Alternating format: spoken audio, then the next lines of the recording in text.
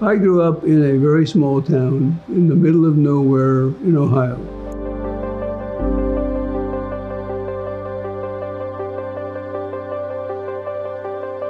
And then I was fortunate enough to meet and marry my high school sweetheart. And we've got 2 kids, 2 grandchildren, 3 grandchildren now. And how did I get into political fiction from a pretty demanding role in a global law firm? I'm 75 years old. I'm about to retire. My wife thinks I have retired, and we're working on that. But when COVID started coming around a few years ago, and then we started having some of the issues that we're facing internationally, when we started seeing some of the things that were happening domestically, and we saw things sliding apart more than they were fitting together, I became concerned that the country and the world were doing and heading into things that were not in our interests overall. The test here, when we're looking at things like political issues, ought to be what's right, what's best, what's the most helpful thing we can do in terms of making the world better for our children and our grandchildren. But in terms of gut issues having to do with our country and its relationship with the rest of the world, it doesn't get any more important than this. It is not your mom's, your father's, or even your grandmother's election. This is a serious election about serious issues in terms of direction of the country and making things happen or not happen, as the case may be, that are necessary to calm things down and make things more productive. I would like to see the world change the way it thinks. We need to start here in the United States. If the United States does not provide leadership in these types of areas, nobody else is going to step up and do it. I need, as an individual citizen, to think hard about what we need to do as a country and who in Congress and then ultimately in the administration will do the most to forward ahead these issues that need to be dealt with, these priorities that ought to be calling us toward the future, not history. The more I thought I would really like to be part of the solution as part of the problem. Admittedly, a little part of the solution. Do the right things, think ahead, study hard, be serious about it, and take the right steps now so that we can forge together a world, a country that makes sense for all of us. Is the book fiction or nonfiction? It's definitely fiction. It's based on concepts that I think apply in the real world. I'm not a PhD historian. I'm not an economics professor. There's almost everything I'm not. What I am is somebody who's seen, by virtue of a lot of things that have happened to me that have been lucky, I have seen in this country and around the world opportunities for people to collaborate more effectively. The question is, are you in a position where you're able to think about things in a cogent way and help put things together in a positive way?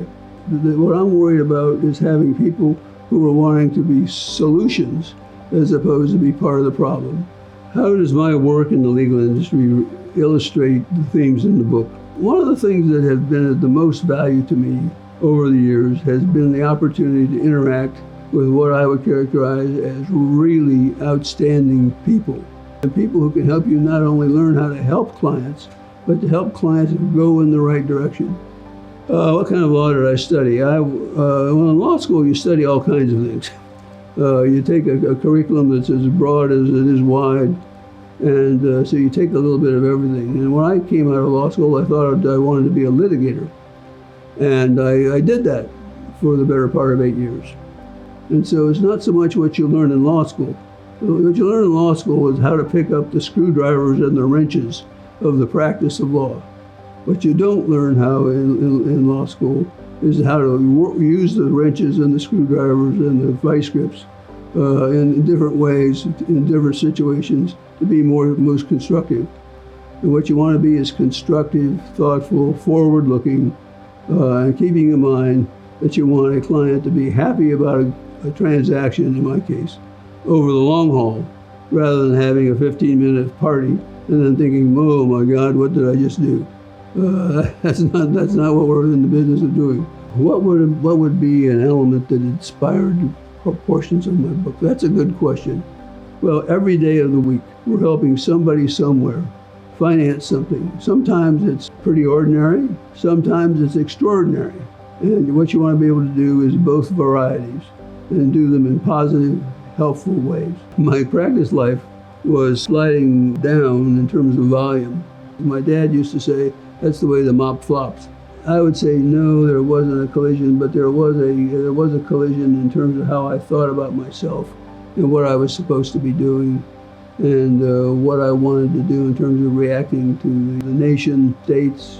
And for example, I talk in the book, theoretically, hypothetically, in fiction, about some of the things that might be done in some of the lesser developed parts of the world in terms of creative finance. I would like to say that politics of the world and the politics of the United States really need to be focused on what some people would refer to as the little guy. Fact is, there is no little guy in our world. Everybody is important in their own way. As we don't all have to be the richest people in the world. I'd like us to be the fairest and the ablest and the leaders in terms of making things happen that are positive. You know, the writing process and how do you get from the here to there in terms of completing a manuscript. I can tell you what I did. And that is I thought about it in terms of what did I want to do, why, and what needed to be the components of it. And when I think about it, it just came to me, that's not unlike what I think the components of deciding how to vote are. I think when you're deciding how to vote, the first question is, are you going to vote or not? Are you going to write the book or not? If you're going to write the book, then you better think about it. If you're going to vote, you better think about it. You better talk about it with somebody else. You better think about it again. You better make sure that you're in sync with people you're going to have to explain it to. But do not be the coward of not voting. I am probably the second or third worst typist in the world. What I do is I just think about it and it develops over time. And by the time you're done with this chapter, it doesn't look very much like what you started with because you have to understand where the chapter flows, how it fits into what has come before and what's going to be coming afterward.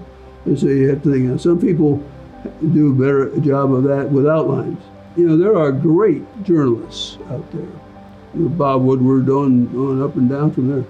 When they see my name, Jim Maiwurm, they're probably not going to react the same way as when they see Bob Woodward on the bookstore table.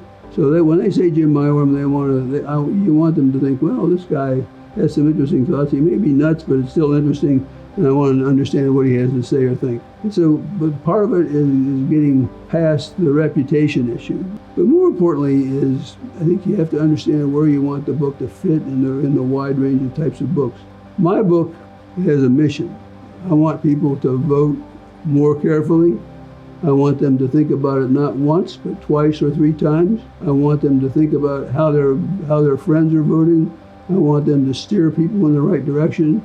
I want them to think about it and not be trying to take advantage of some austere event that happened in the past that really isn't relevant anymore. So think.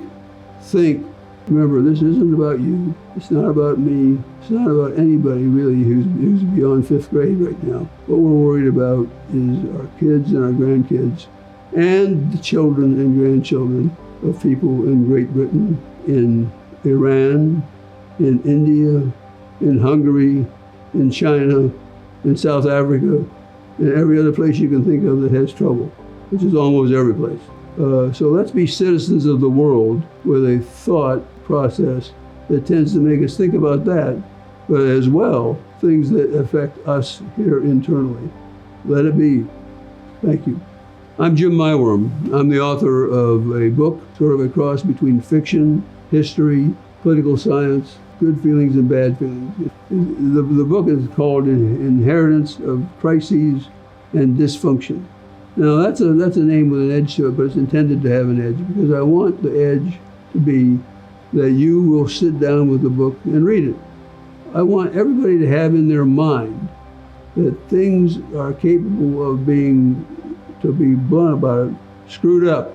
And they are, and they will be unless we fix them.